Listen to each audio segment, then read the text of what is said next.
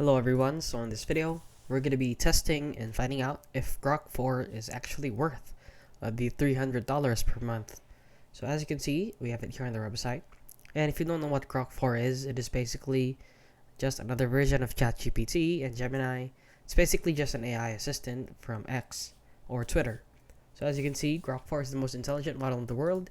It includes native tools and used real-time search and integration, and is available now to Super Grok and Premium Plus subscribers, as well as through the XAI API. We are also introducing the new Super Grok Heavy tier with access to Grok 4 Heavy, the most powerful version of Grok 4.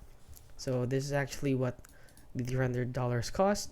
So as you can see, this is what it looks like. So it can, if you're somebody who codes a lot, so maybe it's actually worth buying the $300 subscription. However, I have found a post here on Reddit. Somebody asked, is $300 for Super Grok 4 Heavy first thoughts? Is it worth it? So this is said never, not for free. Looks like move away, blah blah blah blah. And for that price, you get increased access to their heavily biased models. What a joke. It's a no for me. So Gemini 2.5 Pro is free and better anyway.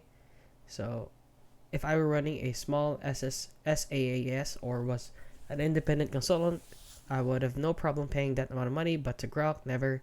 I don't trust it. I don't trust Musk. I would never feel at ease in giving my data, and I would never trust that what it came back.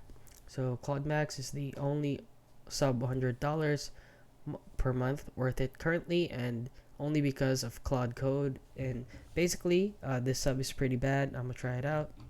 So a lot of people are saying that this is really bad, and obviously $300 per month if you're just an average user is not worth it. And that is basically it, guys. So if you found this video helpful, please consider liking and subscribing.